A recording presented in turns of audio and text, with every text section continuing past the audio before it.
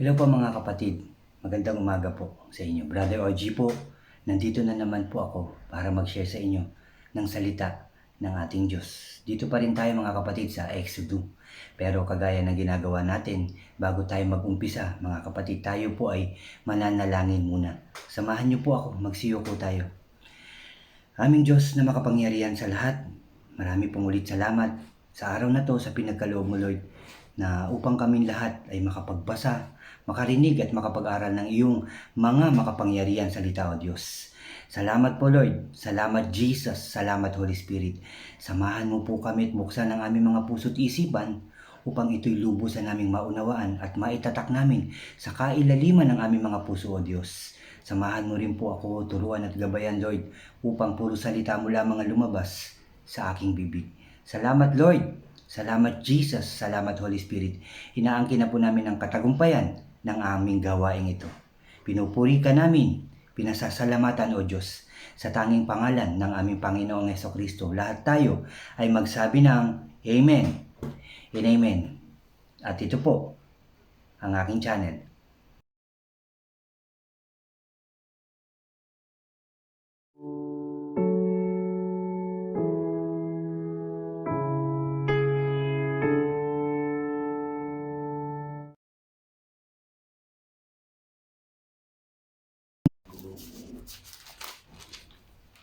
Hello po ulit mga kapatid. Natapos natin ang chapter 37 at ngayon po nasa chapter 38 na po tayo. Pero bago tayo mag-umpisa mga kapatid, anyayahan ko lang ang mga bago po sa aking channel na mag-subscribe po kayo. Paki-like and share nyo po ang aking mga videos at paki-click na rin po ang notification bell para lagi po kayong updated sa mga bago ko pang i-upload. Salamat mga kapatid, salamat po. Ngayon nga po, nandito tayo sa chapter 38 na may pamagat ang altar at sinundan ito ng ang palangganang tanso at pagkatapos ang bulwagan ng toldang tipan at ang huli ang mga metal na ginamit sa tabernakulo. Yun po ang last na pamagat ng chapter 38 mga kapatid. Mag-umpisa na po tayo. Sabi po dito, chapter 38 verse 1, ang altar. Akasya rin ang ginamit ni Bezalel sa paggawa ng altar na susunugan ng handog. Ito'y parisukat, 2.2 metro ang haba, ganon din ang lapad, at 1.3 metro naman ang taas. Ang mga sulok dito'y nilagyan niya ng sungay na kaisang piraso ng altar at binalot ng tanso. Si Bezalel din ang gumawa ng mga kagamitang tanso para sa altar, palayok, pala, palanggana, malaking tinidor at lalagyanan ng apoy. Gumawa rin siya ng parilyang tanso at ikinabit sa ilalim ng baitang. Sabi dito, kalahatian ng altar. Gumawa siya ng 4 na argolya at ikinabit sa 4 na sulok ng parilya para pagsuotan ng pampasan mga kapatid. Akasya rin ang ginawa niyang pampasan, binalot niya ito ng tanso at isinuot sa mga argolya sa gilid ng altar. Tabla ang ginamit niya sa paggawa ng altar at ito'y may guwang sa loob. Sabi sa verse 8, ang palangganang tanso. Gumawa nga siya ng palangganang tanso at tanso rin ng patungan. Ang ginamit niya rito ay tanso nga ginagamit bilang salamin ng mga babaeng tumutulong sa mga naglilingkod sa pintuan ng toldang tipan mga kapatid. Tanso na salamin, yung sobrang kintab, yun ang salamin nila mga kapatid. Verse 9, ang bulwagan ng toldang tipan. Pagkatapos, ginawa niya ang bulwagan na pinaligiran niya ng mamahaling telang lino. Sa gawing timog ay 45 metro ang haba ng tabing. At ito'y ikinabit niya sa 20 posting tanso na itinayo sa 20 tungtungang tanso rin mga kapatid. Puro tanso naman dito. Ito naman, pilak naman ang mga kawit at sabitang baras na ginamit niya. Gayon din ang ginawa niya sa gawing hilaga, 45 metro ang mga tabing na ikinabit sa 20 posting tanso. 20 posting tanso mga kapatid na itinayo sa 20 tuntungang tanso. Pilak naman ang mga kawit at baras na ginamit dito sa gawing kanluran. Sabi dito, 22 metro ang haba ng tabing na sinabit niya sa 10 posting nakatindig sa 10 tungtungan. Ang mga kawit at baras ay gawa sa pilak. Ang luwang ng harapan ng bulwagan sa gawing silangan ay 22 metro. Sa isang gilid ng pintuan ay nilagyan ng kortinang 6.6 na metro ang haba na nakakabit sa tansong sabi dito at nakakabit sa 3 posting nakapatong sa 3 tungtungan. Sabi dito, ganoon din sa kabilang gilid, kaya ang dalawang gilid na pintuan ay may tig-isang kortinang 6.6 na metro ang haba na nakakabit sa 3 posting nakapatong sa kanya-kanyang tungtungan. No? May nakapatong mga kapatid. Lahat ng tabing ng bulwagan ay mamahaling telang lino. Tanso ang tungtungan ng mga poste at pilak naman ang mga kawit ng poste, gayon din ang mga haligi. Ang kortina na sabi dito, ang kortina sa may pintuan ay mamahaling lino at lanang kulay asul, kulay ube at kulay pula. Maganda ang borda nito at habat lapad nito ay 9 na metro, samantalang 2 metro naman ang taas tulad ng tabing na bulwagan. Sa bulwagan, kaparehas din. Ito ay nakasabit sa 4 na posting nakapatong sa 4 na tungtungan tanso. Ang mga kawit nito at balot ay pawang pilak, mga pilak. Tanso naman ang mga tulos na ginamit sa toldang tipan at sa tabing ng bulwagan. At verse 21, mga kapatid, ang mga metal na ginamit sa tabernakulo. Ito ang listahan ng mga metal na ginamit sa tabernakulo na pinaglagyan sa kaba ng tipan. Ang listahang ito ay ipinagawa ni Moses sa mga Israel, sa mga Levita sa pangunguna ni Itamar na anak ni Aaron, mga kapatid. Mga metal, nakalista ron lahat, talagang kung ano yung sinabi ng ating Diyos. Yun ang isusulat, yun ang gagawin. Ito ang haba, ito ang lapad, lahat mga kapatid. Ito ang kulay, ito dapat tanso, ito dapat pilak, at ito dapat ginto, mga kapatid, Lahat ng inutos ni Yahweh kay Moses ay ginawa ni Bezalel na anak ni Uri at apo ni Hur. Buhat sa lipi ni Juda, ang pangunahin niyang katulong na si Aholiab ay anak ni Ashizamak at buhat naman sa lipi ni Dan. Siya ay mahusay mag-ukit, isang taga-disenyo at manghahabi ng pinong, lino at lanang kulay asul, kulay ube at kulay pula. Yan po ang mga kulay ng kortina, mga kapatid. 3 lamang, ulitin ko lang, asul, ube at pula. Lahat ng gintong ginamit sa sanktuaryo ay umabot sa 1,000 kilo ayon sa timbangan sa templo. Ang lahat ng ito ay handog kay Yahweh. Ang pilak namang ibinigay ng mga taong napabilang sa census ay umabot sa 3,430 mga kapatid na ginamit na pilak. Yan ang kilo, 3,430 kilos mga kapatid.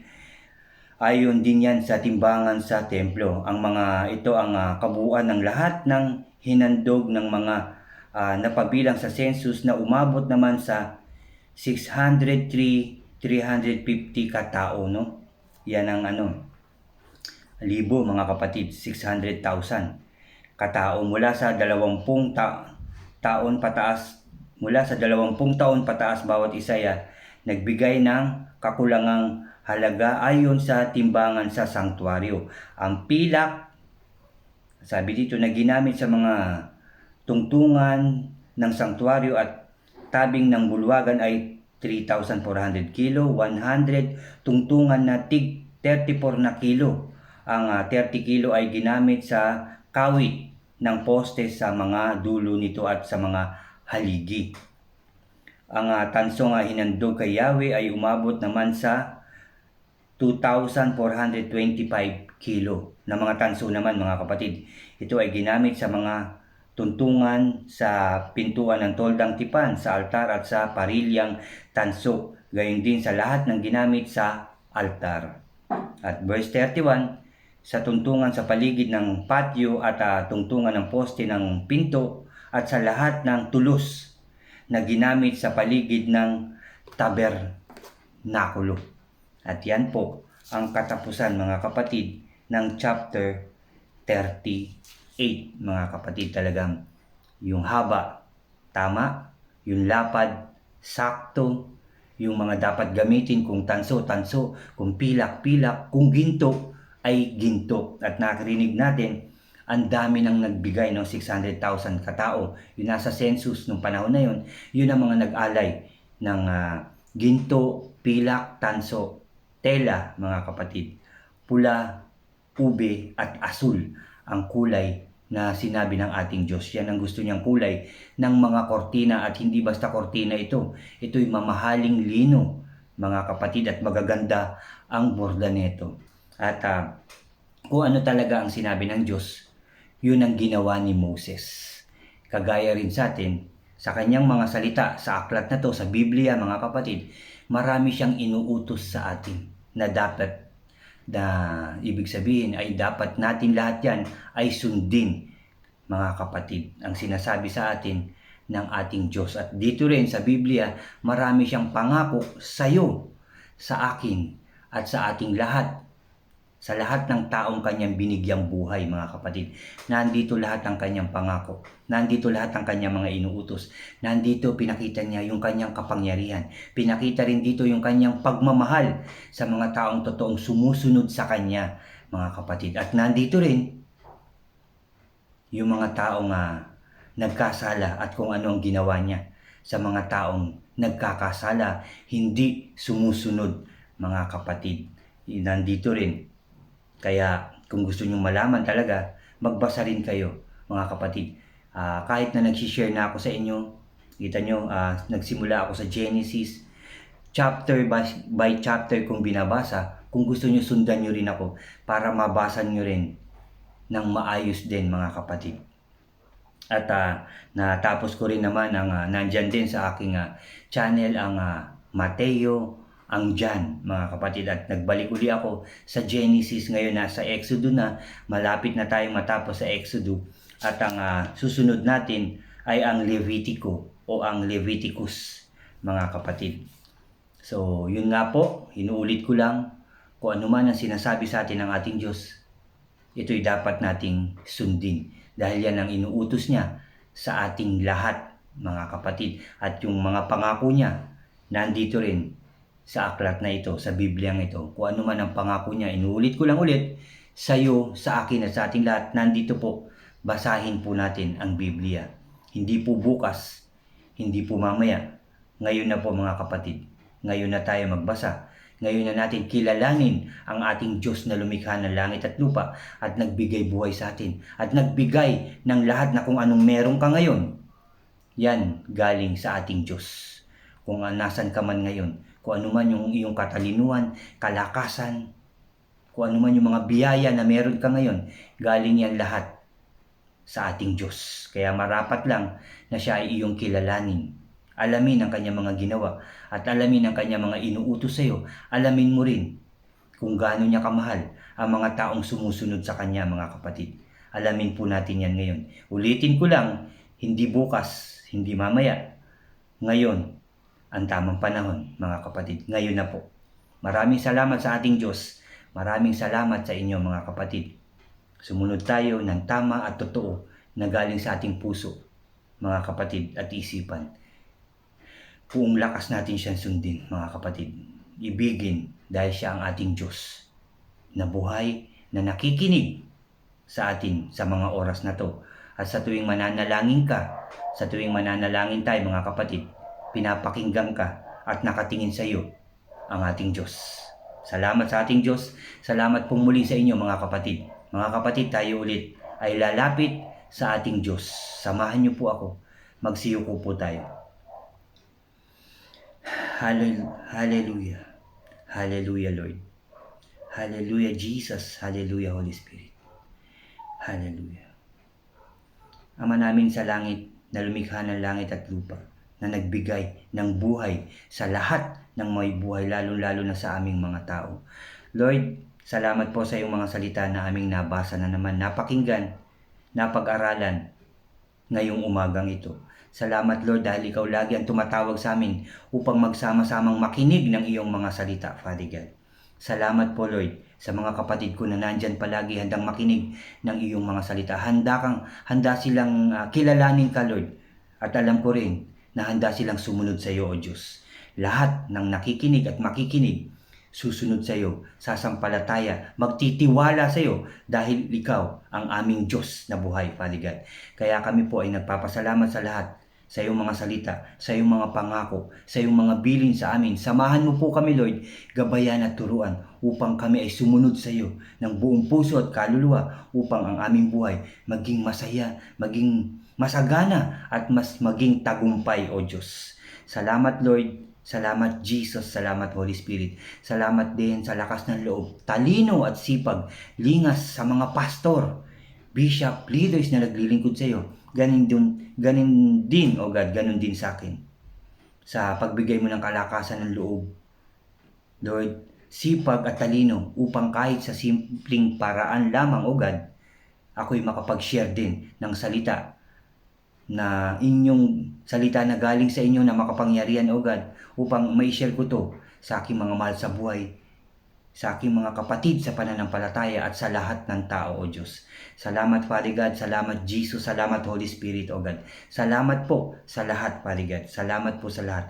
Sa buhay, sa biyaya, pagkain, pera, magagandang bagay, kalakasan, kagalingan, katalinuhan, kasipagan, O God. Sa tahanan at sa iba pang bagay na galing sa inyo, Lord. Salamat po. Salamat, Lord. Salamat, Jesus. Salamat, Holy Spirit.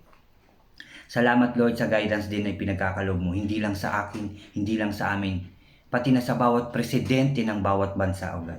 Lalo-lalo na sa Pilipinas, sa iyong protection sa Kanya, sa katalinuhan Lord, sa katagumpayan na binibigay mo sa Kanya. Ganon din sa lahat ng presidente sa buong daigdig, O God, sa Israel, O God, na yung bansang pinili. Salamat din, alam kong magiging maayos na rin sila, wala nang kaguluhan ng Israel, magiging masaya na sila, maunlad, at matagumpay na pamumuhay.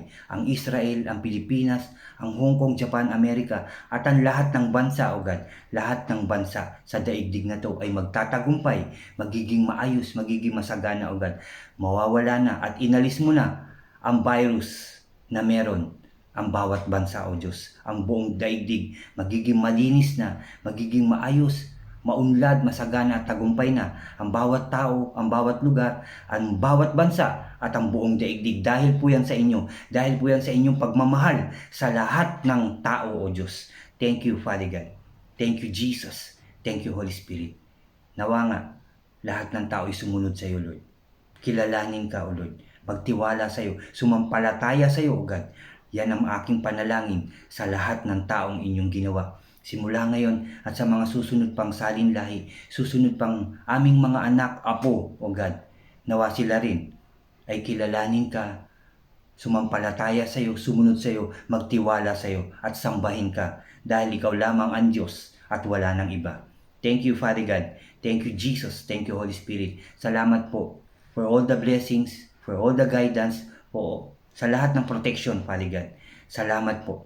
Salamat po dahil mahal na mahal mo po kami. Salamat po dahil mahal na mahal mo po lahat ng tao, O Diyos. Salamat po. Ang katagumpayan namin ay magpapatuloy dahil hindi mo kami iiwan, sasamahan mo kami, poproteksyonan mo po kami. Pagtatagumpayan mo po ang bawat isa. In Jesus' name, O God.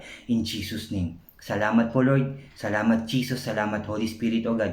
Lord, at lagi ka naming pupurihin, sasambahin, dadakilain, iibigin ng buong puso't kaluluwa, buong kalakasan, O Diyos. Sa tanging pangalan ng aming Panginoong Kristo na aming tagapagligtas, sa ngalan ng Ama, ng Anak at ng Espiritu Santo, lahat tayo ay magsabi ng Amen and Amen. Amen, mga kapatid. Amen. Salamat sa ating Diyos na buhay. Narinig na niya ang iyong panalangin. Antayin mo, mga kapatid. Ibibigay na niya sa iyo sa mga oras na to. Salamat po, mga kapatid. Salamat sa inyo. Salamat talaga. God bless po sa inyong lahat. God bless sa ating lahat. Salamat po.